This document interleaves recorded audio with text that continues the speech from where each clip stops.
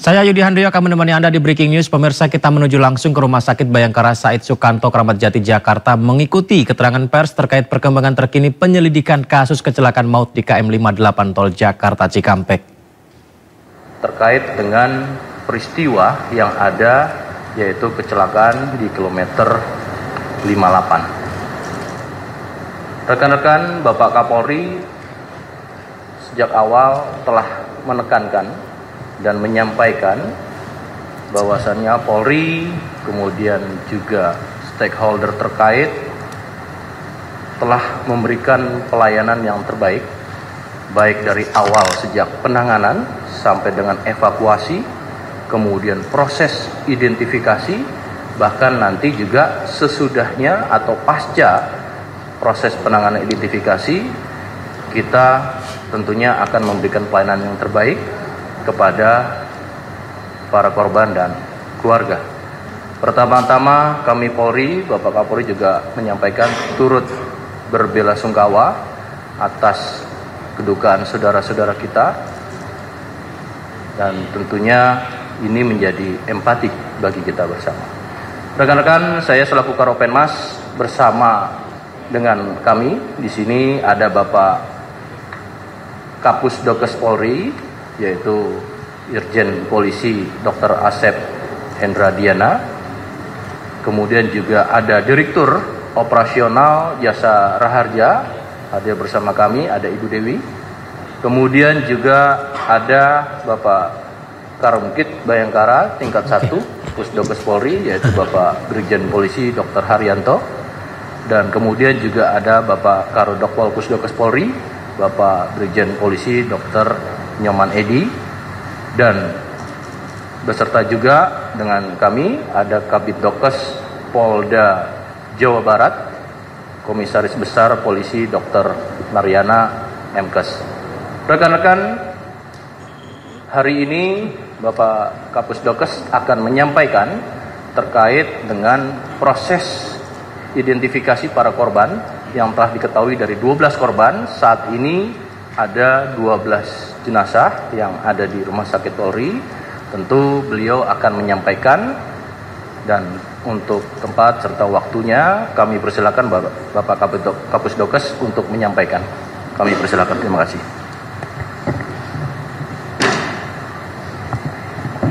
Bismillahirrahmanirrahim. Assalamualaikum warahmatullahi wabarakatuh. Selamat siang, salam sejahtera bagi kita sekalian. Salam, Om Swastiastu, Namo Buddhaya, salam kebajikan. Yang saya hormati di sini hadir Direktur Operasional Jasa Raharja Ibu Dewi, juga yang saya hormati Karopenmas, Karumkit Bayangkara 3 Pusdokes Polri, Karodokpol Pusdokes, hadir juga Kabid Dokes Polda Jabar, dan juga rekan-rekan dari tim DVI Pusdokes Polri, dan juga saya hormati rekan-rekan pers media yang telah hadir pada kesempatan siang ini. Saya selaku Kapus Dokes Polri pada kesempatan ini menyampaikan beberapa hal. Yang pertama, bahwa rangkaian kegiatan identifikasi telah optimal kami laksanakan, mulai dari penanganan membawa jenazah dari TKP, memeriksa korban meninggal yang kita sebut sebagai fase postmortem. Berikutnya termasuk juga pengambilan sampel DNA, baik itu pada jenazah dan juga pengambilan data antemortem, terutama dari pihak keluarga inti, meliputi orang tua atau saudara kandung.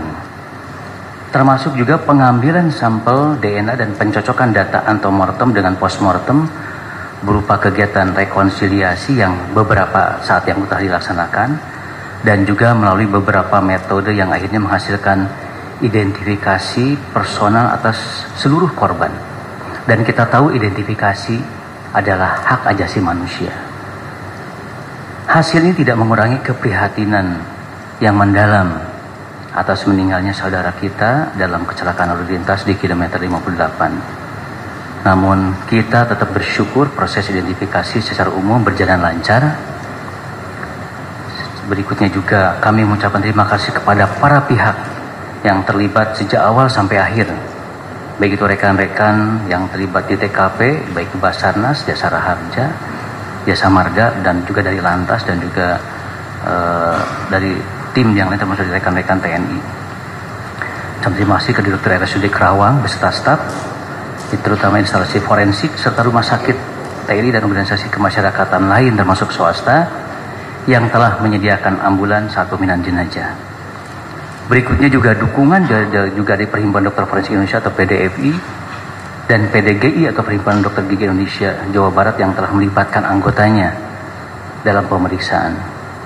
Seluruh tim yang terlibat langsung dalam pemeriksaan dan juga terima kasih kepada keluarga korban yang telah bekerja sama memberikan data yang memang kami perlukan dengan sabar dan menunggu hasil pemeriksaan. Dan alhamdulillah seperti disampaikan di awal bahwa pemeriksaan DNA itu memerlukan waktu kurang lebih 6 hari sampai 7 hari. Dan juga kepada Pemda dan Rumah Sakit Bayangkara serta organisasi kemasyarakatan dan swasta yang mendukung angkutan jenazah dari Rumah Sakit Bayangkara tingkat 1 dan juga nanti alamat ke alamat keluarga korban masing-masing.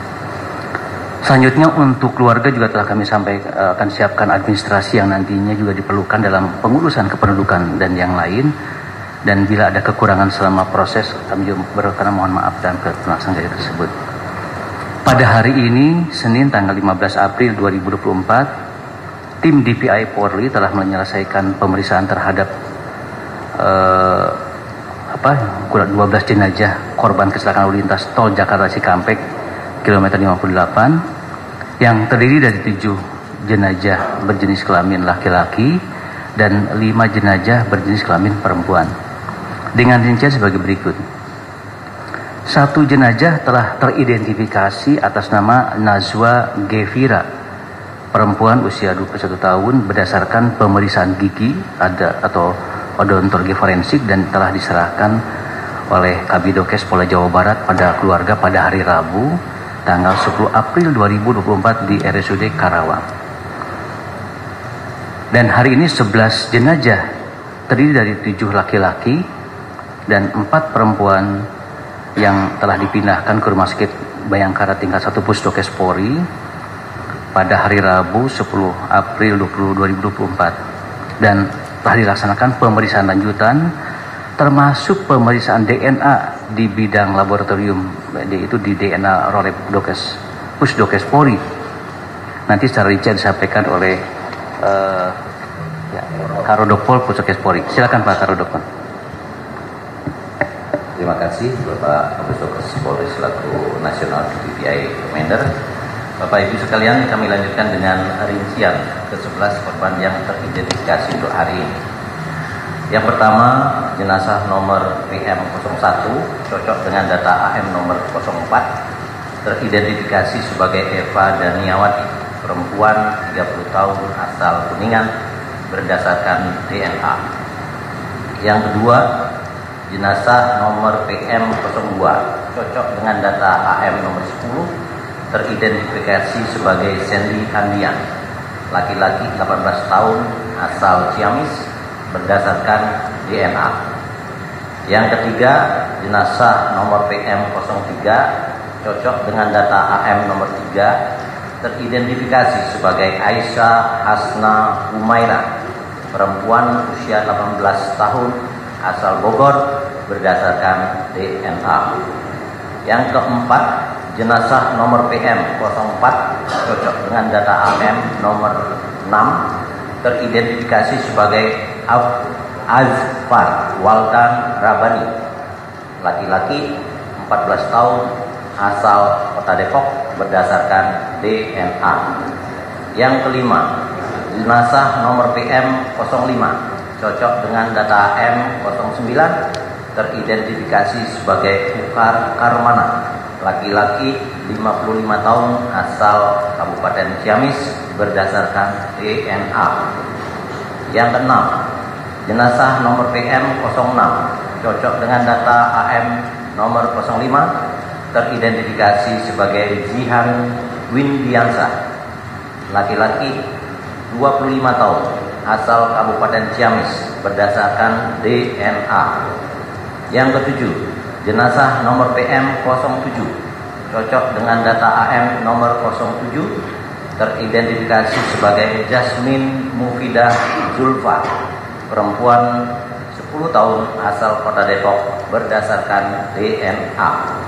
Yang kedelapan, jenazah nomor PM08 cocok dengan data AM nomor 01, teridentifikasi sebagai Nina Kania, perempuan 31 tahun, asal Kabupaten Ciamis, berdasarkan pemeriksaan gigi dan properti. Yang kesembilan, jenazah nomor PM 09, cocok dengan data AM nomor 12, teridentifikasi sebagai Ahim Romansah, laki-laki 38 tahun, asal Kabupaten Ciamis, berdasarkan DNA. Yang ke-10, jenazah nomor PM 10, cocok dengan data AM nomor 8, teridentifikasi sebagai Rizky Prastia, laki-laki 22 tahun, asal Kabupaten Ciamis, berdasarkan DNA.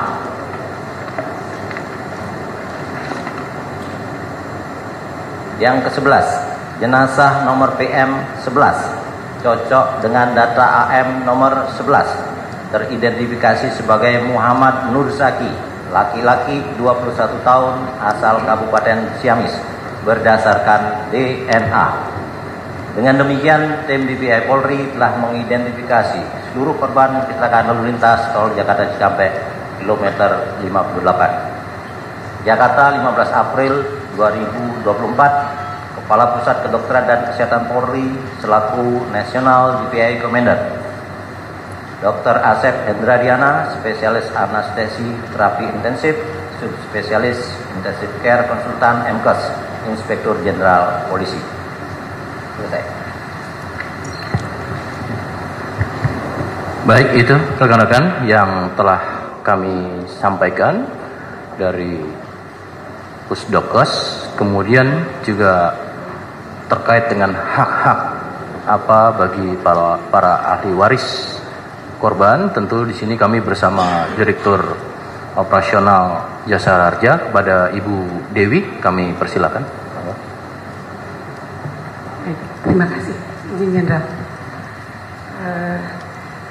Jadi berdasarkan data-data yang sudah kami terima sebelumnya, kami sudah melakukan survei, tim Jasa Harja sudah melakukan survei kepada ahli waris, diduga ahli waris atas diduga korban-korban Japek 58. Tadi ketika hasil DNA sudah keluar pukul 10 tadi, kemudian dilakukan klarifikasi dengan keluarga, kami secara sistem sudah melakukan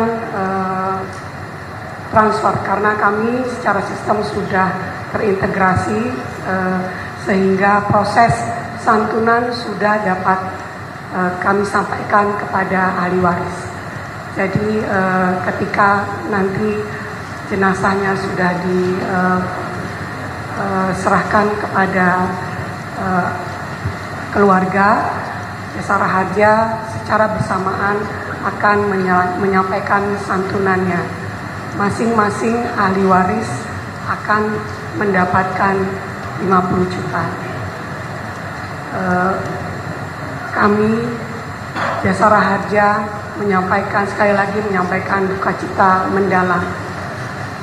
Uang tidak dapat menggantikan nyawa, tetapi semoga bukti bahwa negara hadir dapat mengurangi kesedihan keluarga. Mungkin itu. Terima kasih.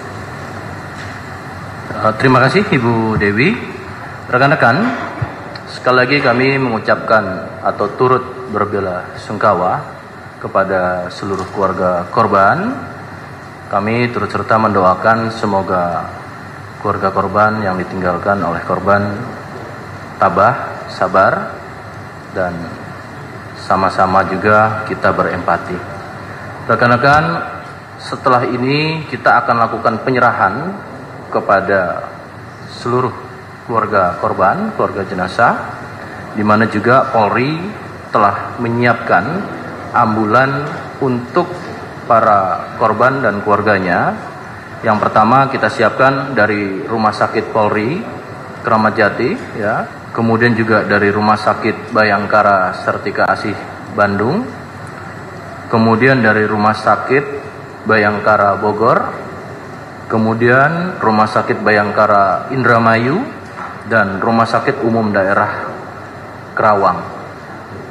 Sejak awal, sekali lagi, Bapak Kapolri dan stakeholder berusaha secara optimal memberikan pelayanan kepada korban maupun keluarga korban, dan tentunya sekali lagi kami turut serta berempati, dan mungkin saat ini ada rekan-rekan yang akan menanyakan terkait hal ini pada konteks proses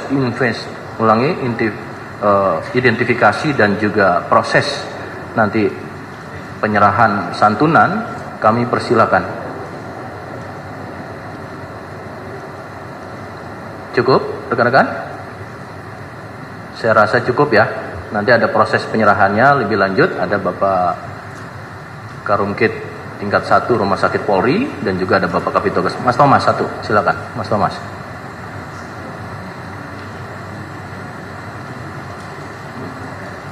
Silakan, Anda mic-nya diberikan pada Mas Thomas.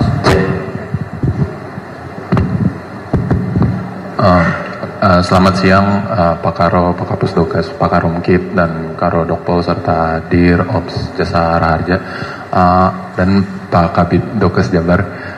Saya Thomas dari Kumparan.com mau tanya Pak, ini kan terkait jenazahnya kan sudah berhasil diidentifikasi semua. Namun kalau untuk terkait perkaranya ini, apakah sejauh ini sudah ada pihak yang ditetapkan sebagai tersangka dalam perkara ini, kecelakaan ini lebih tepatnya? Terus yang kedua, boleh nggak tahu kayak hasil pemeriksaan dari sopir yang selamat itu, bagaimana statusnya, apakah dia naik statusnya jadi tersangka atau bagaimana? Mungkin boleh diperjelas soal itu. Terima kasih. Ada lagi? Cukup? Saya Pak. Ya, Pak, saya Rama. Oh, itu. Sebelah kiri dulu, dari duluan. Gak apa-apa, silakan. Mic-nya duluan. Sebelah kiri aja. Duluan. Oke. Ya, selamat siang Bapak-Bapak dan Ibu-Ibu. Nama saya Tio dari Kompas. Mau mungkin menanyakan soal kemarin Bapak Menhub kan sempat meminta kepolisian untuk menindak travel gerap. Ini bagaimana tindak lanjutnya gitu Pak? Selama arus mudik ini, apakah setelah kejadian ini adakah travel gelap yang dirazia atau sebagainya? Dan kalaupun tidak ada atau mungkin kurang penindakannya, itu kendalanya apa saja untuk menindak mereka ini? Terima kasih. Cukup. Rekan-rekan, tadi saya sampaikan silakan bertanya pada konteks untuk proses identifikasi dan terkait dengan penyerahan korban nanti pada keluarga korban ya. Namun demikian secara global tadi pertanyaannya hampir sama sebenarnya, bagaimana proses untuk tindak lanjut kejadian atau peristiwa kecelakaan tersebut. Yang pertama, kami sudah sampaikan ya, pada proses ini secara sinambungan simultan ya, masih berproses ya. Tentunya proses ini tadi sudah dijelaskan dalam proses identifikasi ada saintifik. Dalam peristiwanya pun kita lakukan secara saintifik, yaitu melalui Traffic Analysis Accident (TAA) diturunkan, di mana proses penanganan ini ditangani oleh Polda Jawa Barat dan di backup oleh Korlantas ya. Dari hasil simpulan sementara ya, dari hasil penyelidikan yang dilaksanakan oleh Lantas Polda Jawa Barat atau Polres Kerawang, ini dugaan awal penyebab kecelakaan diakibatkan oleh pengemudi kendaraan Grand Max nomor polisi B1635 BKT atas nama saudara UK ya, di mana kami juga sudah sampaikan dari investigasi penyelidikan sebelumnya, rekor perjalanan dari pengemudi ini sungguh sangat melelahkan sejak tanggal 5 Ciamis, Jakarta Ciamis sampai dengan tanggal 8, sehingga pengemudi tersebut mengalami kelelahan yang mengakibatkan microslip atau mengantuk ya karena kelelahan. Dikarenakan tadi kami sampaikan aktivitas pengemudi yang sangat tinggi, di mana ini juga termasuk berdasarkan keterangan saksi-saksi. Namun ini yang bisa kami sampaikan sementara pada proses perkembangannya. Kedua, terkait dengan pertanyaan adanya travel gelap yang disampaikan oleh Bapak Menhub, tentu secara regulasi Menteri Perhubungan dan Korlantas akan melakukan kolaborasi, berkomunikasi dan berkoordinasi terkait dengan hal tersebut. Tentu ini menjadi catatan. Mari sama-sama kita tunggu ya terkait dengan hasil evaluasi terkait dengan travel gelap. Pemerintah dalam hal ini telah meningkatkan pelayanan publik maupun sarana prasarana terkait dengan transportasi publik maupun jalan ya. Tentunya ini juga dalam rangka memberikan kenyamanan, kelancaran, dan juga paling utama adalah keselamatan. Maka Bapak Kapolri selalu mengingatkan dengan adanya kegiatan-kegiatan masyarakat secara nasional yaitu mudik dan balik, maka ada cara bertindak baik itu kontraflow, one way. Ini adalah langkah untuk memberikan kelancaran. Namun demikian tidak perlu bereporia, maka kita tingkatkan dalam cara bertindak dengan car safety, kemudian dengan petunjuk-petunjuk ya, dan kemudian meningkatkan titik-titik pos pengamanan sehingga ini optimal. Ya, sekali lagi Bapak Kapolri menghimbau agar hati-hati, siapkan fisik dengan baik ketika melalui arus balik nanti dengan sistem kontraflow ataupun dengan one way ya. Nah, tentu ini kembali kepada pengemudi dan terutama lagi adalah kondisi kendaraan. Saya rasa itu yang bisa kami jawab. Ya. Masih ada lagi, konteksnya masih proses ini ya. Identifikasi ya. Cukup ya? Ya, secara teknis juga tentunya nanti akan disampaikan oleh Korlantas ataupun Polda Jawa Barat terkait dengan pertanyaan rekan-rekan yang tadi. Saya rasa demikian cukup, kurang lebih kami mohon maaf. Sekali lagi kami ucapkan terima kasih. Tadi rekan-rekan telah menunggu juga, terima kasih dan mohon maaf apabila ada keterlambatan karena secara teknis kami harus persiapkan. Dan kami tutup. Wabillahi taufiq wal hidayah. Assalamualaikum warahmatullahi wabarakatuh.